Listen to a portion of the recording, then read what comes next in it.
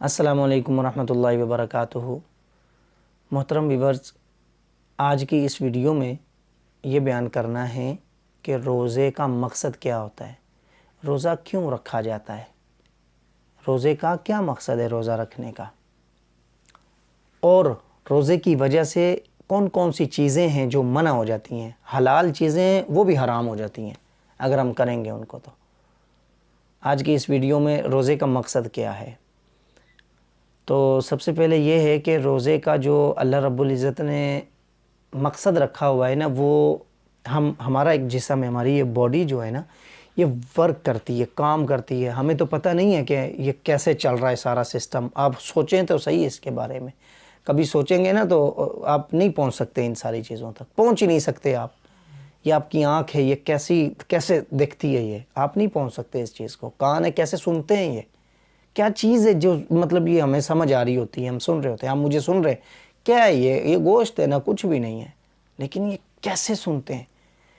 یہ جو ناک ہے ہمارا، یہ سونگھ لیتا ہے، اس کو کیسے پتہ چلتا ہے کہ یہ چیز اس طرح سے، یہ چیز اس طرح سے، یہ چیز ہماری زبان ہے، اس کو کیسے، یہ ایک پورا سسٹم ہے، یہ پورا پھر اندر ہمارے یہ ایسے ہی نہیں چل رہا۔ اللہ رب العزت فرماتے ہیں کہ اگر مجھے پہچاننا ہے نا تو اپنے اندر غور تو کرو نا تم، کہ میں نے تمہیں کیسے پیدا کیا، تم کیا ہو، کیسا شاہکار ہو تم، ٹھیک ہے۔ تو یہ ایک باڈی ہے، اور 12 مہینے سال کے ہوتے ہیں، ان میں سے 11 مہینے نا ہم دڑا دڑ چل رہے ہوتے ہیں، کھا رہے ہوتے ہیں، پی رہے ہوتے ہیں، جو دل کرتا ہے آ رہا ہے، ٹھیک ہے۔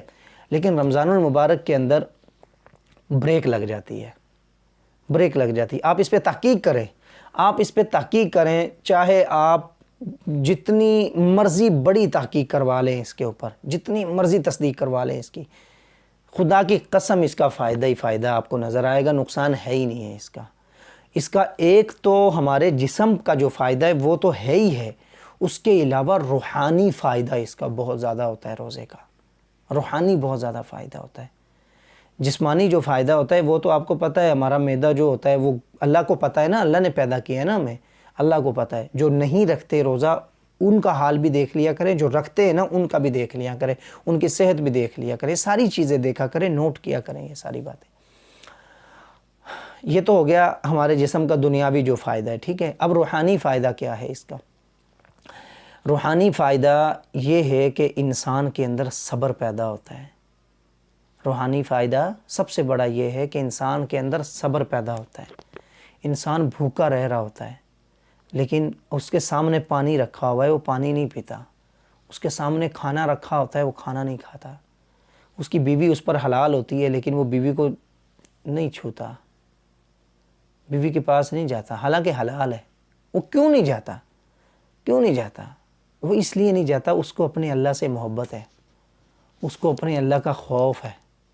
اور جس بندے کو اللہ سے محبت اور اللہ کا خوف ہو، آپ سوچیں کہ اللہ کا اس کے لیے کیا تعلق ہوگا۔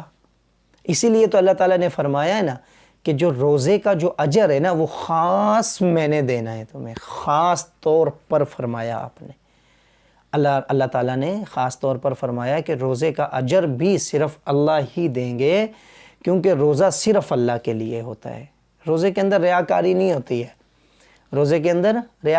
ہوتی ہے، روزہ صرف اللہ کی رضا کے لیے ہوتا ہے بس، اور کسی کو راضی کرنے کے لیے روزہ نہیں ہوتا۔ کسی کو کیا پتہ اس کا روزہ ہے کہ نہیں روزہ ہے، اللہ کو پتہ ہوتا ہے بس۔ آپ چھپ کر پی لیں پانی، کسی کو کیا پتہ چلنا ہے۔ اب آپ کو کیا پتہ کہ میں مطلب پیاسا بیٹھا ہوں کہ یا میں نے پانی پی کے بیٹھا ہوں، مجھے پیاس لگی ہوئی ہے کہ نہیں لگی ہوئی ہے، آپ کو کیا پتہ ہے، لیکن اللہ کو پتہ ہے، صحیح ہے۔ تو اس کا جو روحانی جو فائدہ ہوتا ہے نا، انسان کے اندر قوت پیدا ہوتی ہے، انسان کے اندر برداشت کرنے کی قوت پیدا ہوتی ہے، انسان کے اندر اللہ تعالیٰ کے احکامات کو ماننے کی قوت پیدا ہوتی ہے انسان کے اندر۔ انسان کا جو دل ہے نا وہ نورانی ہوتا ہے اس چیز کی وجہ سے۔ آپ کو پتہ ہے نا، زیادہ کھانے سے نیند زیادہ آتی ہے۔ آپ کو پتہ ہے نا، زیادہ کھانے والا جو ہوتا ہے نا اس کا دماغ کم کام کرتا ہے، جو بھوکا رہتا ہے نا اس کا دماغ زیادہ کام کرتا ہے، وہ زیادہ ذہین ہوتا ہے، جو کم کھانا کھاتا ہے، کم سوتا ہے، وہ زیادہ چست اور چلاک ہوتا ہے۔ یہ باتیں آپ کو پتہ ہیں۔ تو روزے کے اندر یہ ساری چیزیں ہیں۔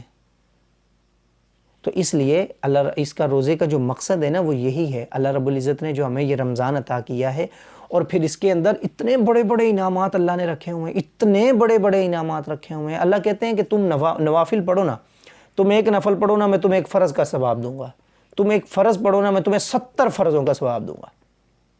ایک ایک سجدے پہ 1,500 نیکی ہے, اور ایک نیکی کے بدلے میں اللہ تعالیٰ جنت میں ایک ایسا درخت لگاتے ہیں کہ جس درخت کے نیچے عربی گھوڑا بھی ایک صفت ہے, یہ ایک گھوڑے کی ایک نسل ہوتی ہے عربی گھوڑا, یہ بھاگتا اتنی تیز ہے تھکتا نہیں ہے. یہ عربی گھوڑا جو ہوتا ہے, عربی گھوڑا 1 سال تک چلتا رہے پھر بھی اس کا سایہ ختم نہیں ہوگا اس درخت کا, ایک نیکی پر, اور 1,500 نیکی ایک سجدے پر ہے. اب آپ اندازہ لگا لیں کہ نیکیوں کی کیسے برسات ہوتی ہے. تو یہ اللہ تعالیٰ کو منانے کا مہینہ ہے, اس کے اندر اللہ تعالیٰ کی رحمت بس ایسے مسلسل بارش کی طرح برساتی ہے. آپ مانگے نا اللہ تعالیٰ سے, اپنے گناہوں کی توبہ کریں, استغفار کریں, اللہ کو اپنا بنائیں, نبی صلی اللہ علیہ وسلم پر درود پاک بھیجیں, اللہ کے ہو جائیں. اس مہینے میں باقی کاموں کو تھوڑا کم کر دیں, صحیح ہے نا, اپنی مصروفیت تھوڑی سی کم کر دیں. سارا دن روزہ رکھیں, پھر تراویحیں پڑھیں, نماز پڑھیں, اس کے بعد صبح ٹائم سے اٹھیں, تہجد پڑھیں, اللہ سے مانگیں. اس مہینے میں اللہ کو منا لیں بس. مجھے ایک حدیث یاد آئی ہے, اس کا مفہوم یہ ہے, ایک مرتبہ نبی اکرم صلی اللہ علیہ وسلم منبر مبارک پر تشریف رکھے, مطلب چڑھ رہے تھے. پہلا قدم مبارک رکھا, آپ نے فرمایا آمین, دوسرا رکھا فرمایا آمین, تیسرا رکھا فرمایا آمین. تو جب بیٹھ گئے تو صحابہ اکرام نے پوچھا کہ یا رسول اللہ, ہم نے بڑا عجیب سا دیکھا ہے کہ آپ جب قدم اوپر رکھ رہے تھے منبر پہ تو آپ نے 3 مرتبہ کیوں بولا؟ تو نبی اکرم صلی اللہ علیہ وسلم فرمانے لگے کہ بھائی جبرائیل علیہ السلام آئے تھے اور جبرائیل علیہ السلام نے یہ بددعائیں کی ہیں کہ ہلاک ہو جائے وہ شخص جس نے رمضان کا مہینہ پایا اور وہ اللہ سے اپنی بخشش نہ کروا سکا, ہلاک ہو جائے, لعنت ہو ایسے شخص پر. تو حضور نے فرمایا آمین. اب آپ اس بات کو بھی دیکھ لیں, اہمیت دیکھیں اس بات کی. ادھر سے جبرائیل علیہ السلام ہیں, اللہ کے امین فرشتے, فرشتوں کے سردار, تمام انبیاء پر جبرائیل علیہ السلام پیغام لے کر آئیں, تمام انبیاء سے جبرائیل علیہ السلام ملیں, تمام فرشتوں کے سردار ہیں جبرائیل علیہ السلام, اور ادھر تمام نبیوں کے سردار ہیں جو آمین کہہ رہے ہیں, تمام نبیوں کے سردار ہیں وہ آمین کہہ رہے ہیں. تو میرے بھائی, رمضان کا مہینہ اللہ تعالیٰ کی بہت بڑی نعمت ہے ہمارے لیے, بہت بڑی نعمت ہے. اس سے ہمیں فائدہ اٹھانا چاہیے.